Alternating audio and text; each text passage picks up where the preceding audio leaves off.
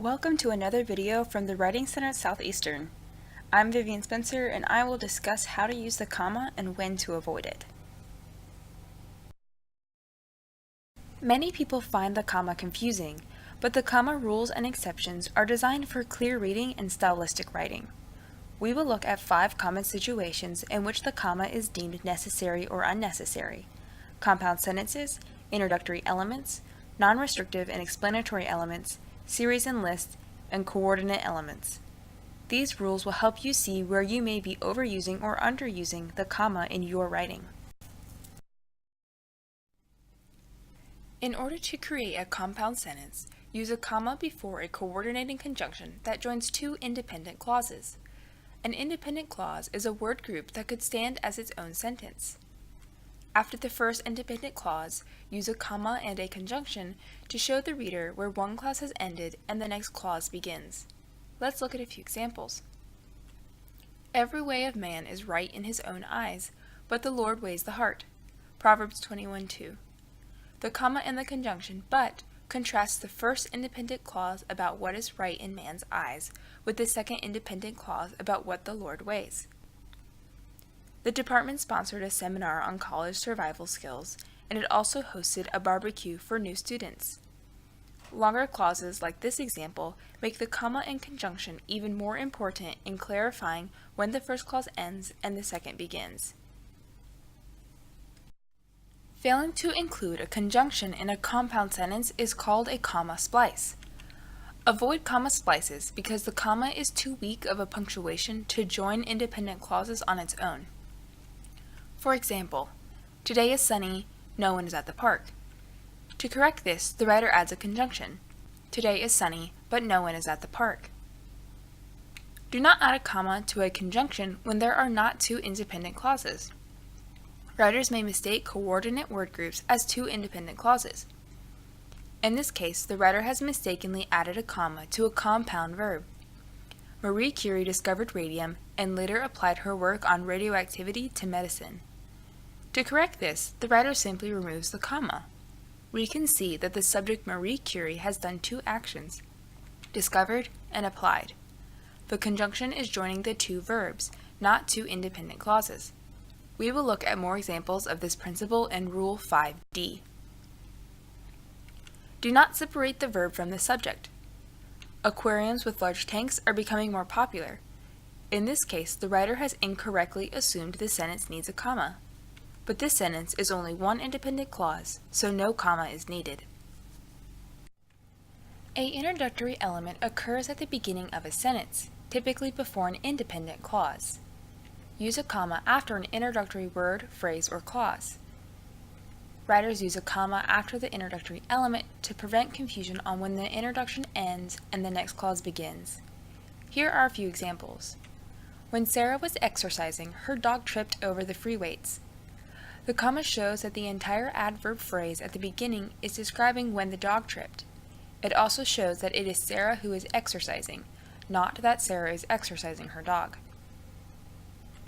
Indeed, I count everything as lost because of the surpassing worth of knowing Christ Jesus my Lord. Philippians 3:8. The comma after the transition indeed shows that this sentence is an emphasis on a previous claim. Also remember to use a comma if it brings clarity to the reader, such as after confusing or long phrases or clauses. For example, patients who can walk up and down the halls every day. Without a comma, it is unclear if the sentence is a fragment. By adding a comma, the sentence now reads as having an introductory phrase. Patients who can walk up and down the halls every day. A writer may choose to omit a comma after a short introductory clause or phrase if there is no danger of misreading. This is usually when the element is less than 5 words. For example, at the moment, Tyler lives in New York City. There is little danger in misreading the meaning of the sentence. Writers can add a comma for clarification if so desired. Do not use a comma if the beginning phrase is the subject of a sentence. For example, describing her dog is Sharon's favorite hobby. The comma placement is incorrect because it is separating the subject and verb, not offsetting an introductory element. To correct this, the writer removes the comma to show that the phrase describing her dog is the subject of the sentence, as it is Sharon's favorite hobby. Do not use a comma after a coordinating or subordinating conjunction if followed by an independent clause. But scientists cannot know if life on other planets exists. The writer removes the comma because the sentence is clear without it. Writers also use a comma to set off non-restrictive elements. A non-restrictive element can occur after an independent clause and is set off with a comma. For example, the campers need sturdy shoes, which are expensive. The phrase about price is non-restrictive because it is not essential to the meaning of campers needing sturdy shoes. A non-restrictive element can also occur in the middle of an independent clause with a comma before and after it. C.S. Lewis's most famous series, The Chronicles of Narnia, has 7 books. By saying most famous, the writer has already limited what series she is talking about. Naming the series The Chronicles of Narnia is not essential to the meaning and thus must be set off with commas. Use the comma to set off explanatory expressions or words expressing contrast. For example, these 5 books, all required reading, are on reserve at the library. The parenthetical phrase, all required reading, explains more information about the books, but it is not essential to the meaning of the sentence. The Epicurean philosophers sought mental, not bodily pleasures. The phrase not bodily explains the Epicureans through contrast and must be set off with commas. A writer should be careful not to use commas to set off restrictive elements or clauses essential to the meaning of the sentence. Here are a few examples. Do not drive in the snow unless you have snow tires. The phrase starting with unless is essential, otherwise the statement about driving seems broader than the writer intended. To correct this, remove the comma. Paul wrote his letter to the Ephesians from prison. To the Ephesians is essential because the Apostle Paul wrote multiple letters from prison.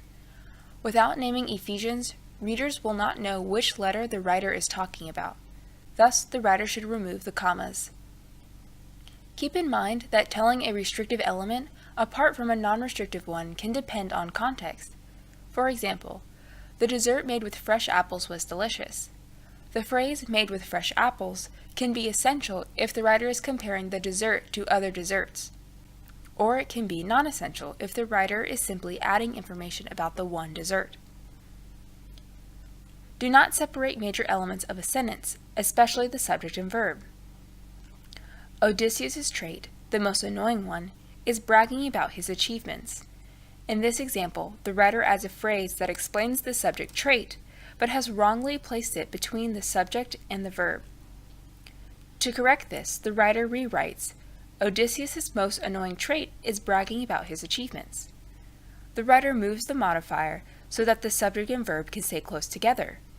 Keeping the subject and verb close together clarifies the meaning of the sentence.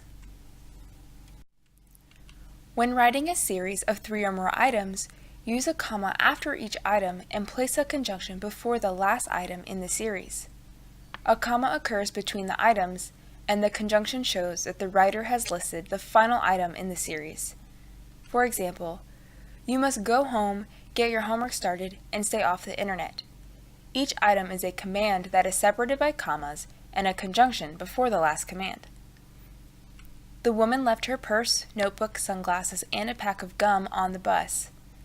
In this example, this series of items occur in the middle of the clause, yet the principle is still the same.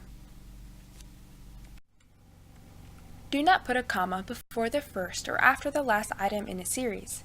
For example, even workplaces with great friends, supervisors, and hours have drama. This writer has mistakenly added commas before the first item and after the last. The writer corrects this by removing the unnecessary commas.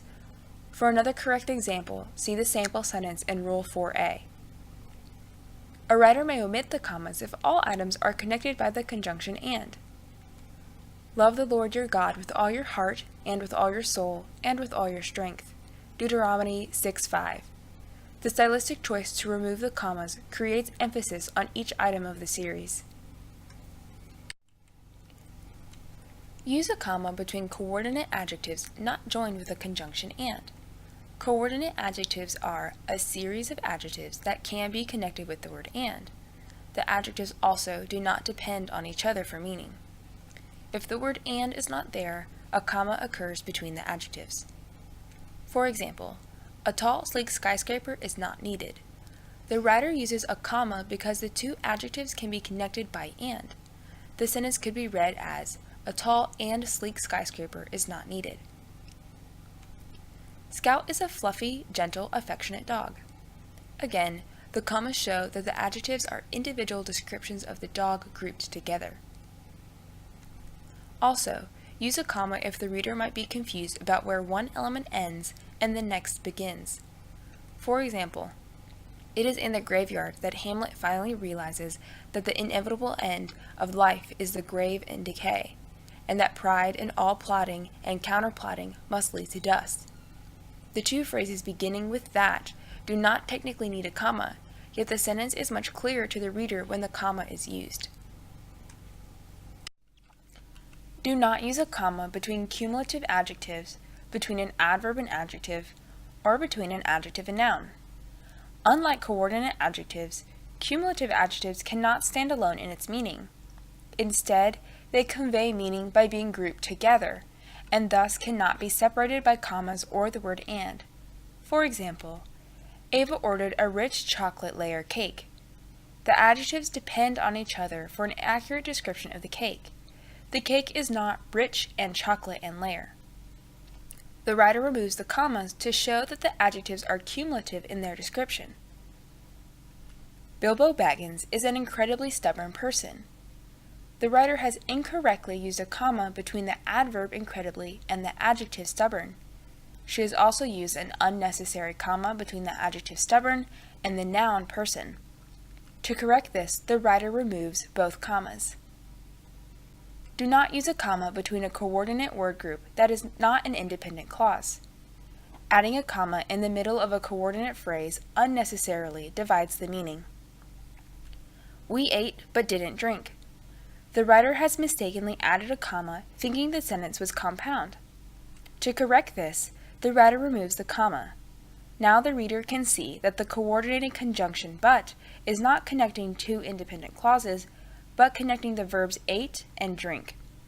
We looked at a similar example in Rule 1C. Here's another example. Jake told us that his illness is serious, but that changes in his lifestyle can improve his chances for survival. To correct this, the writer removes the unnecessary comma because the conjunction but is sufficient to connect the two subordinate clauses beginning with that. Be sure not to mistake a coordinate word group as two independent clauses. Remember, an independent clause has a clear subject and verb that can stand as its own sentence. For more information on the clarity and style of the comma, consult the listed manuals. Also visit our Writing Center website through the link in the description, or visit our channel for more instructional videos. This has been Vivian Spencer with the Writing Center at Southeastern. Thanks for watching.